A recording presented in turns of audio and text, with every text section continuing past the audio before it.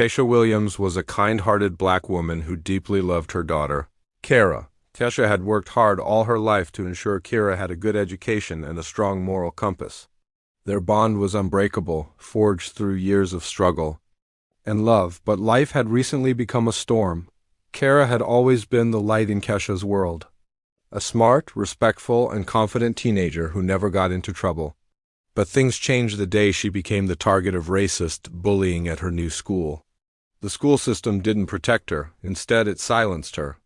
And when Keisha stepped in to fight for her daughter's rights, she found herself facing a courtroom battle she never expected. Keisha, a single mother and a dedicated nurse, had never imagined she'd be standing in front of a judge defending her daughter against lies spread by a powerful and prejudiced school principal. The courtroom was filled with tension. The judge, an older white man with a cold expression, barely glanced at Keisha across the room. The principal smirked, confident in his connections and influence. Kara sat beside her mother, holding her hand tightly, trying to be brave. Keisha looked down at her daughter and whispered, "No matter what happens, I'm proud of you." As the trial proceeded, it became clear that the odds were stacked against them. The principal's lawyer painted Kira as aggressive and disruptive, twisting the truth with ease. Witnesses, teachers from the school gave rehearsed testimonies. Keisha's frustration grew, but she held her composure. Then, something unthinkable happened. During a recess, as Keisha walked back to her seat, the bailiff made a rude comment under his breath. Keisha turned to confront him, but before she could speak, the cop who had escorted her earlier stepped in. "You people always have something to say," he muttered. Keisha froze. The courtroom had cameras, but no one moved. As she turned away, trying to ignore it, the officer suddenly slapped Kara, who was just standing up to go to the restroom. The slap echoed through the room. Gasps filled the courtroom. Kira fell to the floor, shocked and holding her cheek. Keisha screamed, rushing to her daughter. "What is wrong with you?" she cried, cradling Kara in her arms. The judge banged his gavel but didn't reprimand the officer. Instead, he said, "Control your child." That was the moment something in Keisha snapped. Her eyes went cold. Her voice dropped. "You really shouldn't have done that," she said quietly. The officer scoffed. "And what are you gonna do about it?" Keisha stood up slowly, pulling her phone from her purse. She made one call. "Activate Omega Protocol," she said calmly. "This is Agent K. Williams. My cover is blown." The room fell silent. The cop's face turned pale. The judge leaned forward. "Excuse me?" he said. Keisha ignored him. She lifted Kara gently and sat her down. Within minutes, black SUVs pulled up outside the courthouse. Armed agents in suits and glasses entered the courtroom, badges flashing. "Ma'am," one of them said, addressing Keisha, "your extraction team is ready." The judge stood up, flustered. "What is the meaning of this?" Keisha turned to him, her voice sharp and commanding. "You failed to protect my daughter. You allowed an officer to assault a child in your courtroom. I am a CIA operative under deep cover, and you've just violated multiple federal laws." The officer who slapped Kira tried to slip out, but agents stopped him. "Where do you think you're going?" one agent asked, grabbing his arm. Kara watched, wide-eyed, as her mother transformed into someone she had never seen before, strong, commanding, and fearless. "Mom, what's happening?" Keisha smiled. "I told you I'd always protect you." The courtroom was turned upside down. The corrupt principal stammered, trying to explain himself. The teachers who lied suddenly remembered the truth. The judge sat down, stunned into silence. Keisha and Kara walked out, escorted by agents. Justice wasn't given to them. They took it, and the world would never forget the day a mother's love exposed the system's deepest rot. Principal Martinez was wrapping up some paperwork when a knock on her door interrupted her. Her secretary stepped in. "Mrs. Martinez, there's been some kind of situation in the parking lot.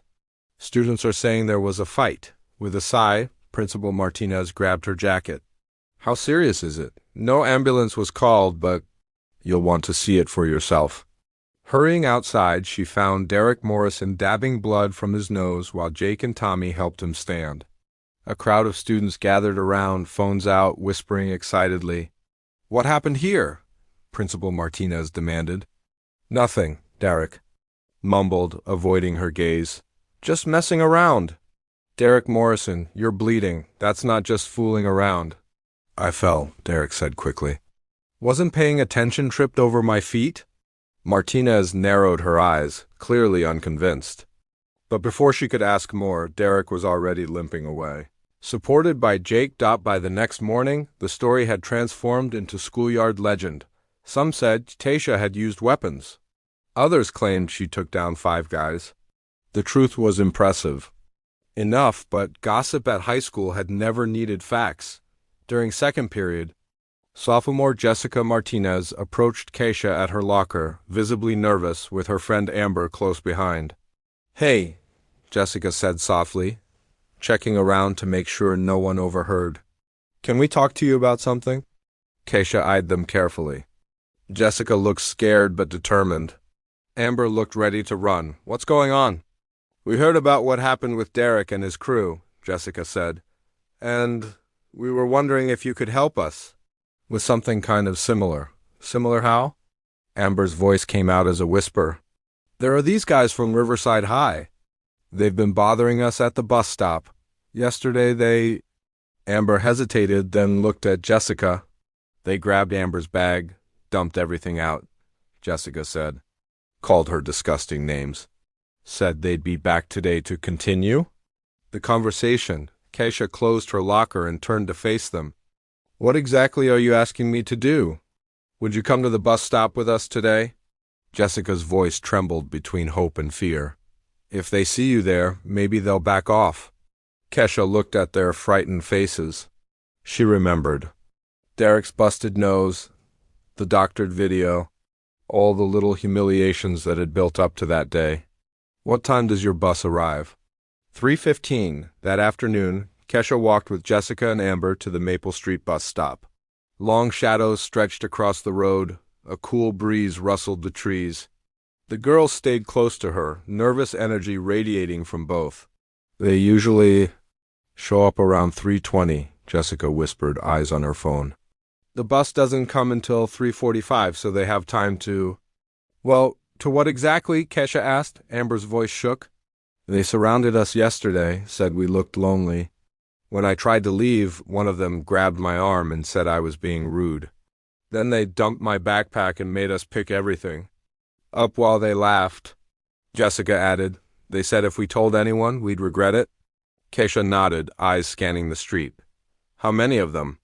3. Brad's the leader, tall, bleached hair. Connor has sleeve tattoos. Tyler's the one who grabbed Amber. At 3:22, a beat-up Camaro rolled onto Maple Street, music blasting. The car slowed as it neared them. 3 guys climbed out with the swagger of people who thought they ran the place. Brad spotted Keisha and frowned. Who's the new girl?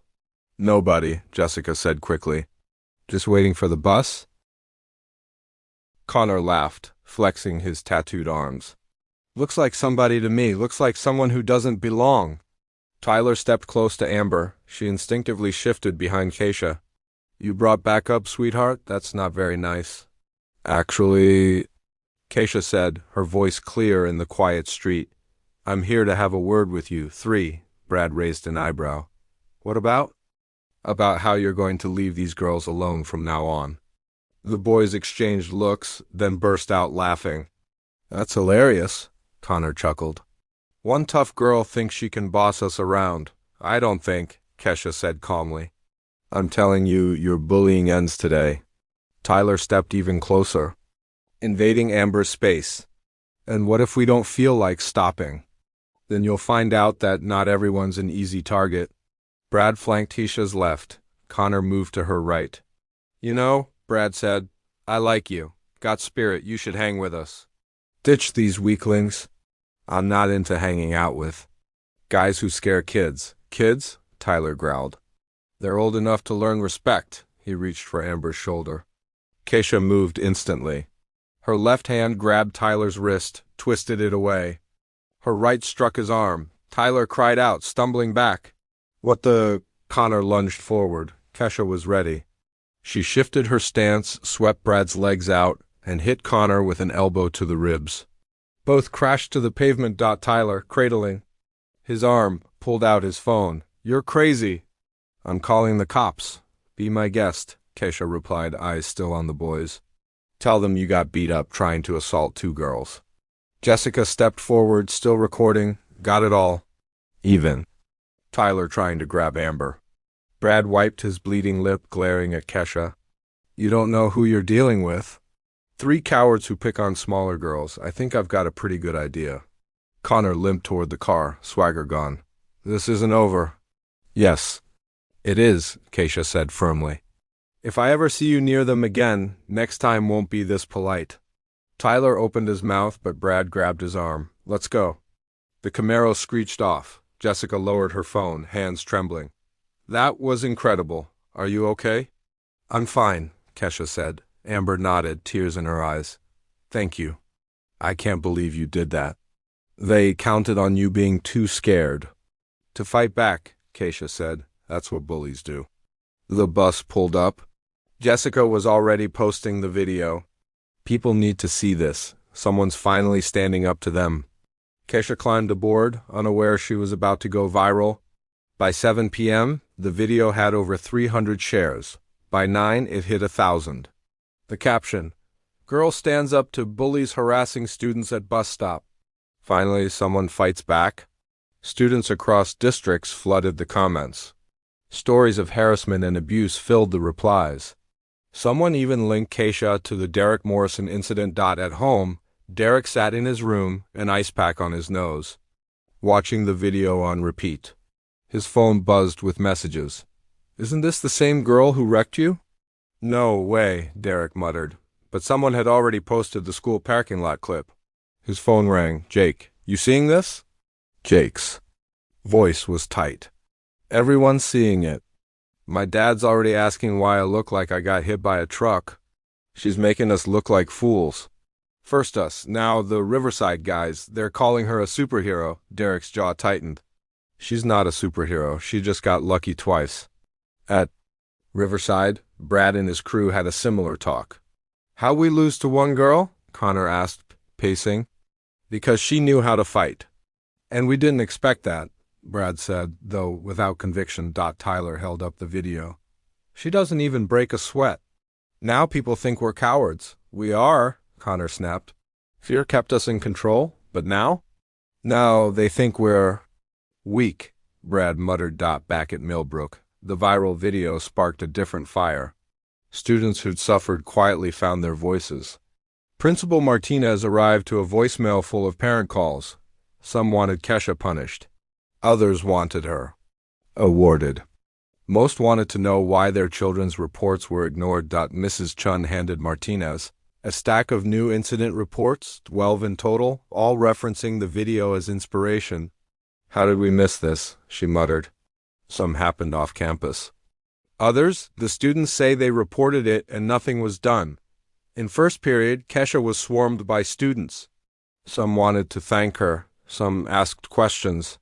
Others just wanted to be near someone brave."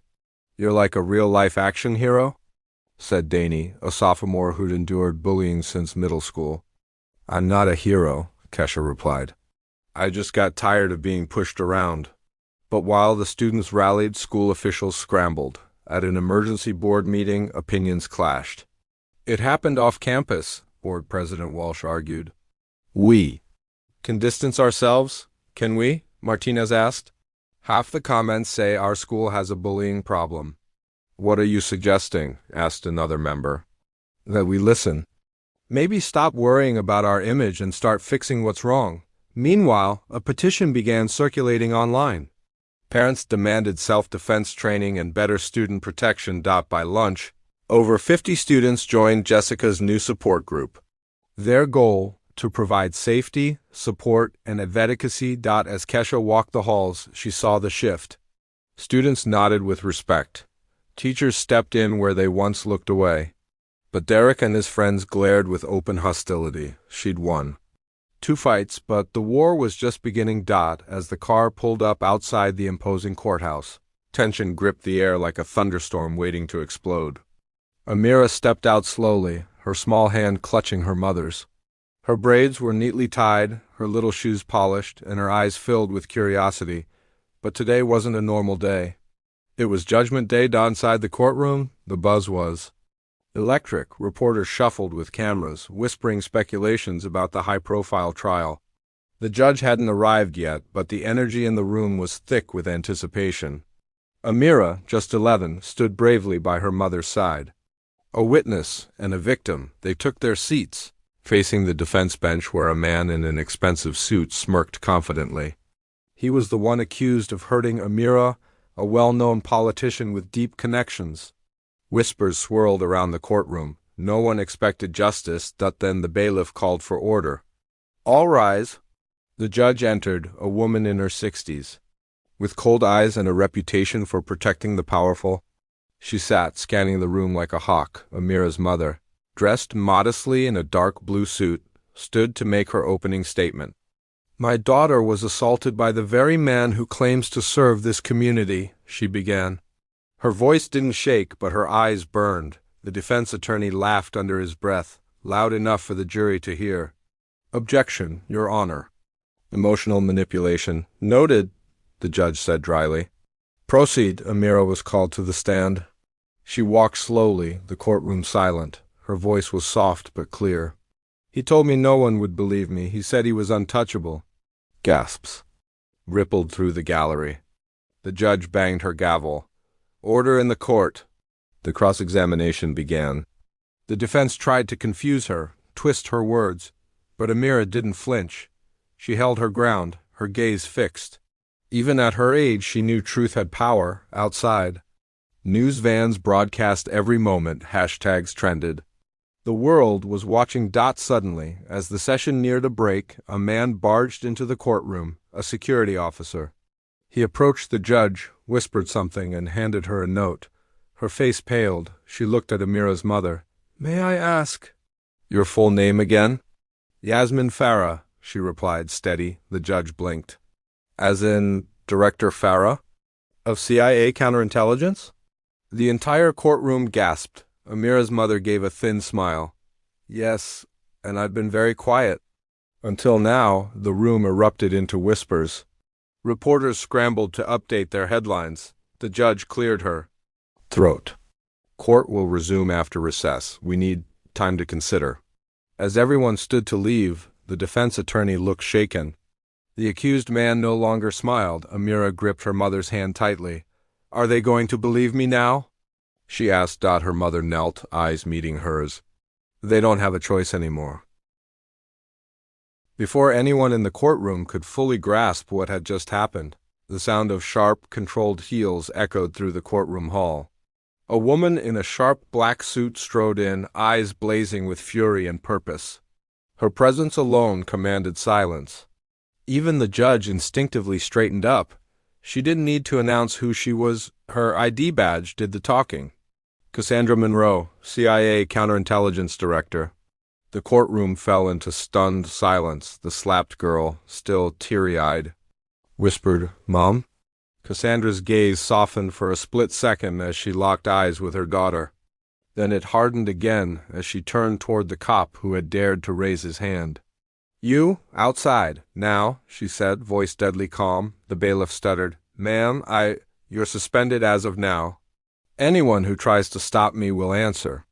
"To Homeland Security," Cassandra declared, pulling out her phone and making a single call. "Yes, initiate tier red, courtroom 17, immediate extraction." The judge's gavel fell. "Order! This is highly irregular." Cassandra stared at him with icy authority. "You allowed an officer to physically assault a minor in your courtroom. You lost all command the second that happened." Before anyone could stop her, two suited agents entered from the hallway, weapons concealed but presence loud. They took the officer into custody on the spot.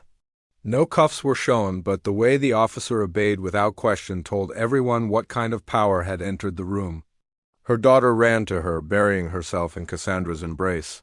The room, still quiet, was now filled with whispers. "Is that really her mom? CIA?"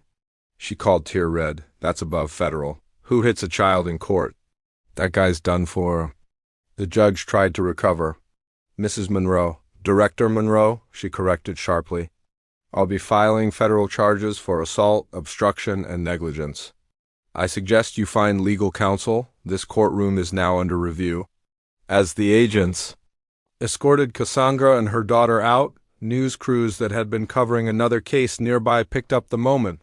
Flashbulbs popped, questions flew, but Cassandra said nothing. She walked tall, her daughter protected under her arm, and her fury channeled into swift action. This wasn't just about one slap. It was about the system that allowed it. The officer would soon learn that he hadn't just hit a teenage girl. He'd sparked a federal investigation and brought the wrath of the CIA down on a broken courtroom. Never underestimate the quiet strength behind a calm face, or the power that stands silently behind those we try to belittle. Abuse of authority, especially against the vulnerable, never goes unseen for long. Justice may walk in late, but when it does, it comes with the full weight of truth, accountability, and unstoppable consequences.